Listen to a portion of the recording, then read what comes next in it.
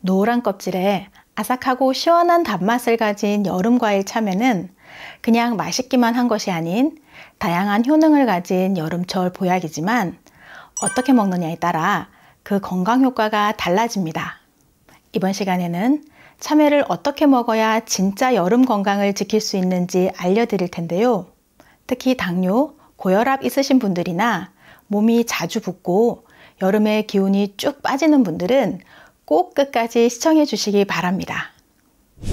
먼저 참외의 대표적인 효능부터 알려드리겠습니다. 참외 효능 첫 번째는 혈압 조절입니다. 요즘 고혈압 약 드시는 분들 정말 많으신데요. 약만으로는 조절이 쉽지 않은 경우도 있습니다. 참외에는 칼륨이 풍부한데요. 이 칼륨은 몸속에 쌓인 나트륨을 배출해주는 역할을 해서 혈압을 자연스럽게 낮춰주는 데 도움이 됩니다.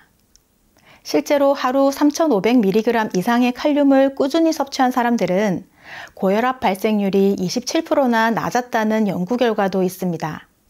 참외 100g에는 약 250mg의 칼륨이 들어있어 보통 크기 한 개만 드셔도 1000mg 이상의 칼륨을 섭취할 수 있어서 60세 이상의 우리 부모님들에겐 참외가 천연 혈압약이 되는 것이죠. 참외 효능 두 번째는 신장 건강과 이뇨작용입니다. 참외는 수분 함량이 무려 92%나 되기 때문에 갈증 해소에도 좋고 몸이 자주 붓는 분들이나 소변 배출이 원활하지 않는 분들에게도 도움을 줍니다. 무더운 여름, 땀은 많이 나는데 수분 섭취가 부족하면 탈수가 오기 쉬운데요. 이때 참외는 수분 보충뿐 아니라 이뇨작용도 도와서 몸속 노폐물과 염분을 같이 배출해 줍니다.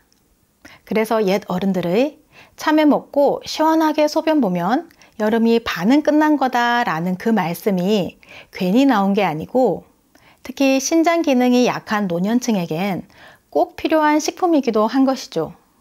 참외 효능 세 번째는 면역력 강화입니다. 나이 들수록 감기 한번 걸리면 회복이 오래 걸리고 작은 염증에도 쉽게 지치곤 하는데요. 참외에는 비타민 C와 베타카로틴이 풍부해서 우리 몸의 면역 시스템을 튼튼하게 만들어줍니다. 비타민 C는 백혈구 기능을 활성화시켜 병균과 싸우는 힘을 길러주고 베타카로틴은 강력한 항산화 성분으로 암세포의 발생을 억제하는 데에도 도움을 주니 면역력이 떨어졌다는 느낌이 들거나 감기, 염증에 잘 걸리시는 분들이라면 참외를 꾸준히 드셔보시는 걸 추천드립니다. 참외 효능 네 번째는 시력 보호와 눈 건강입니다.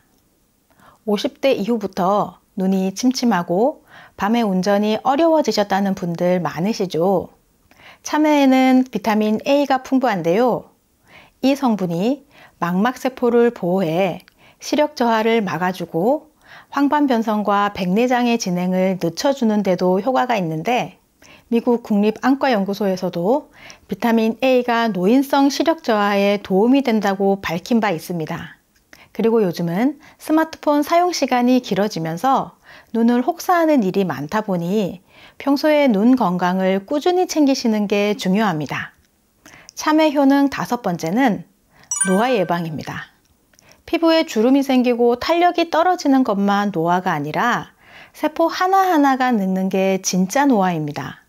그런데 참외에는 비타민, 항산화 성분과 함께 실리카 같은 성분이 들어있어서 이들이 함께 작용해 세포 손상을 줄이고 피부 탄력을 유지하는 데 도움을 줍니다. 특히 실리카는 콜라겐 생성에도 관여하기 때문에 피부뿐만 아니라 관절과 혈관 건강에도 좋은 역할을 합니다. 그런데 이렇게 다양한 효능을 가진 참외를 어떻게 먹느냐에 따라 그 효능을 200% 끌어올릴 수도 있고 그냥 맛있는 간식이 될 수도 있는데요.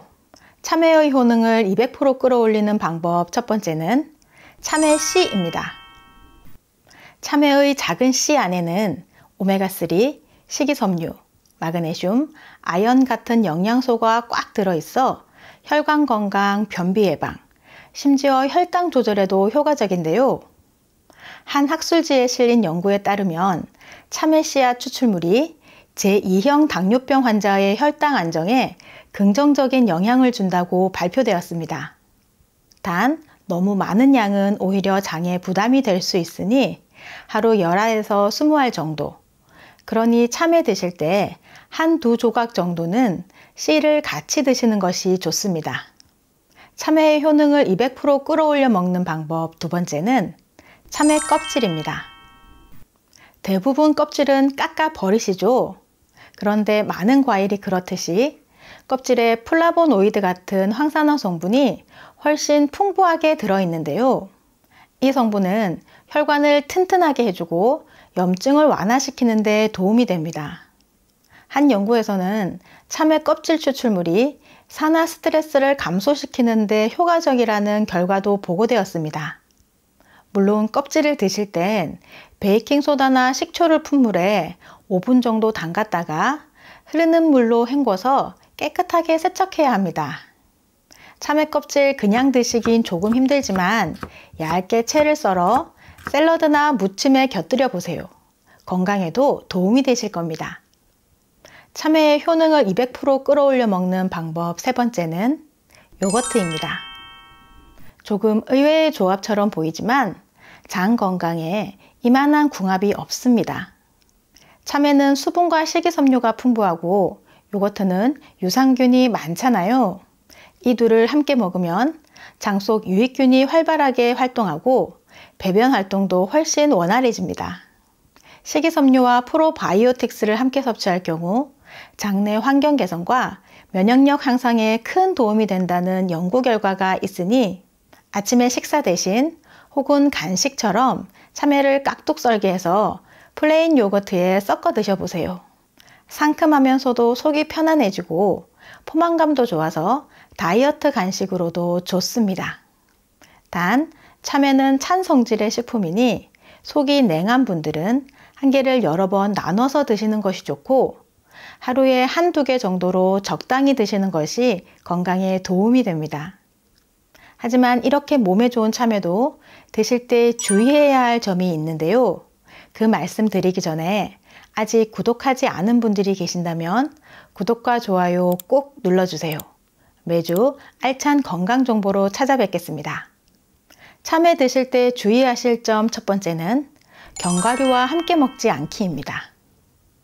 참외는 수분이 많고 소화가 빠른 과일인데 견과류는 지방이 많고 소화 시간이 오래 걸립니다.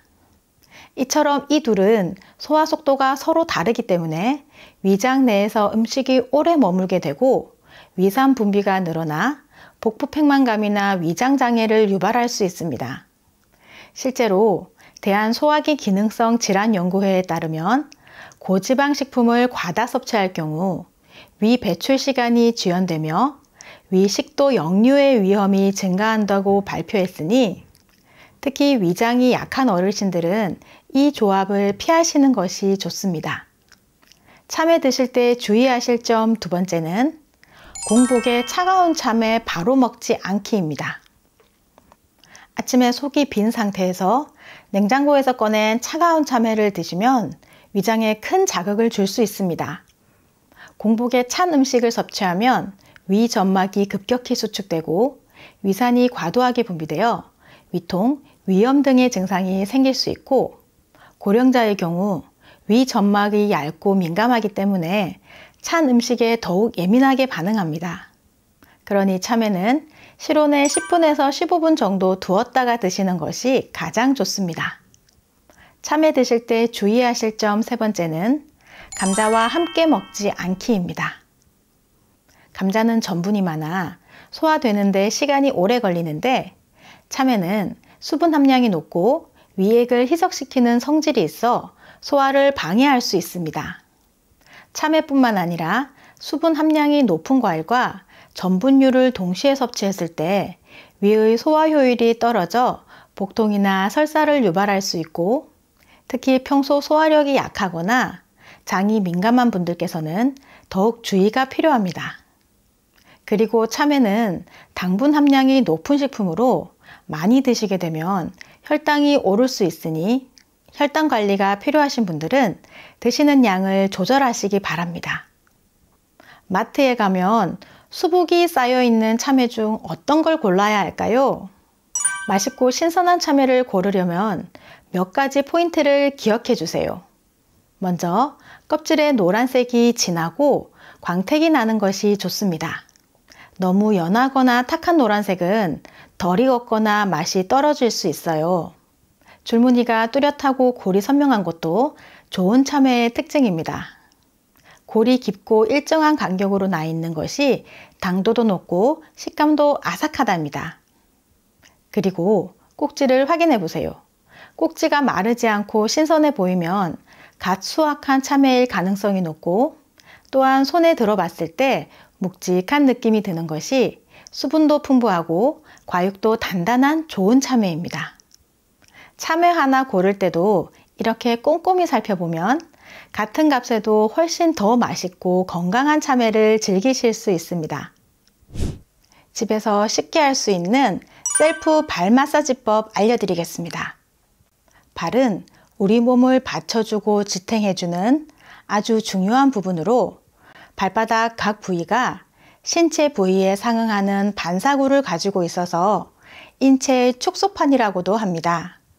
그래서 발 마사지를 하면 혈액순환은 물론 피로가 풀리고 여러 가지 증상 개선에 도움이 되는데요.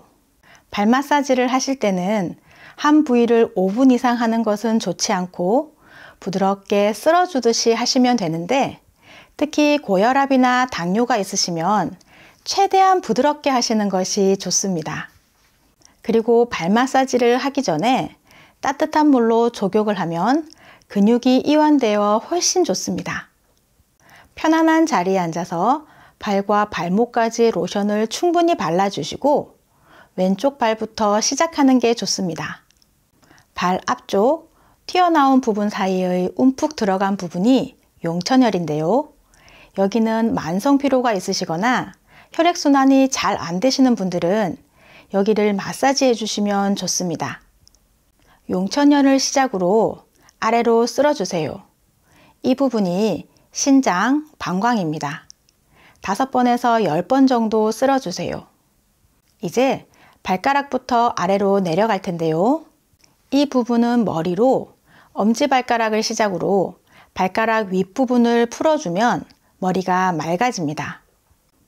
그 다음은 발가락 기둥 부분을 각각 풀어주시는데요. 이 부분은 목과 눈, 귀가 좋아집니다. 엄지발가락 옆쪽 부분은 코로, 비염이나 축농증이 있는 분들은 여기를 많이 풀어주세요. 발가락 사이에 손가락을 넣어 쭉 풀어주세요. 그러면 혈액순환에 좋습니다. 엄지발가락 아래 통통한 부분은 갑상선이고 그 옆쪽은 승모근입니다. 밑으로는 폐, 규관지입니다. 이 부분은 왼쪽은 신장이고 오른쪽은 간이에요.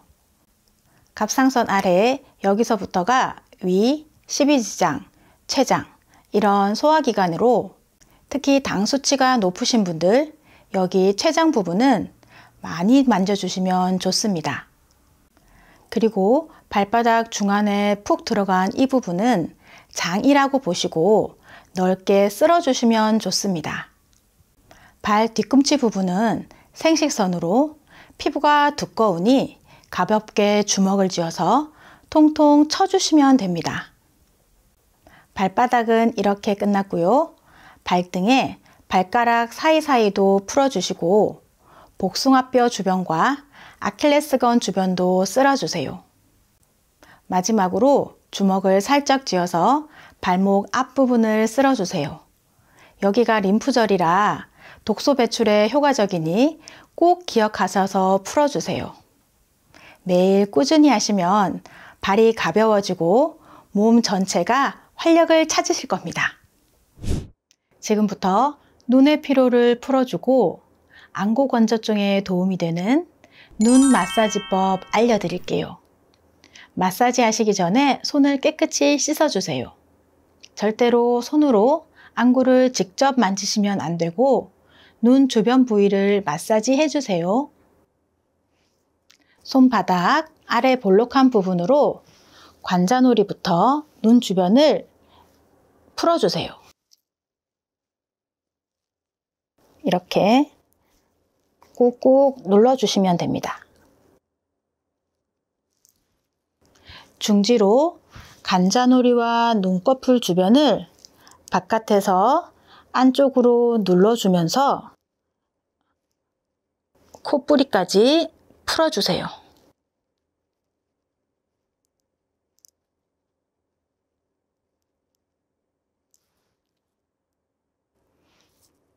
엄지손가락 아래 블록한 부분을 이용하여 눈꼬리 위쪽에 부드러운 살 있는 쪽을 풀어주세요.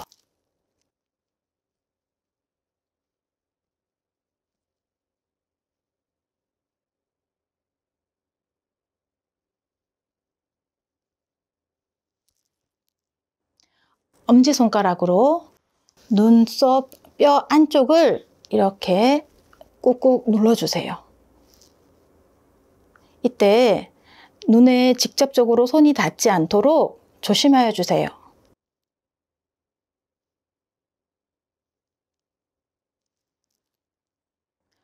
검지로 콧대 양옆을 둥글게 풀어주세요. 눈물샘 있는 쪽이라 이렇게 마사지 해주시면 눈물샘이 자극되어 뚫려집니다.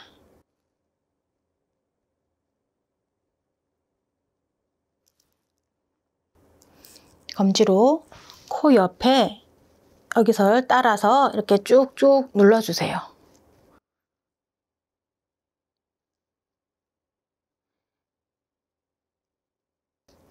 이러면 부비동까지 마사지가 돼서 코도 뻥 뚫리실 겁니다.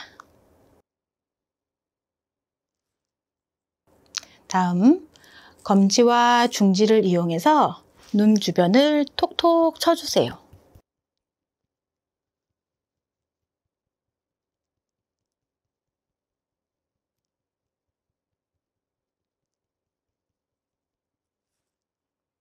마지막으로 손을 비벼 열을 내서 눈이 따뜻하게 감싸주세요.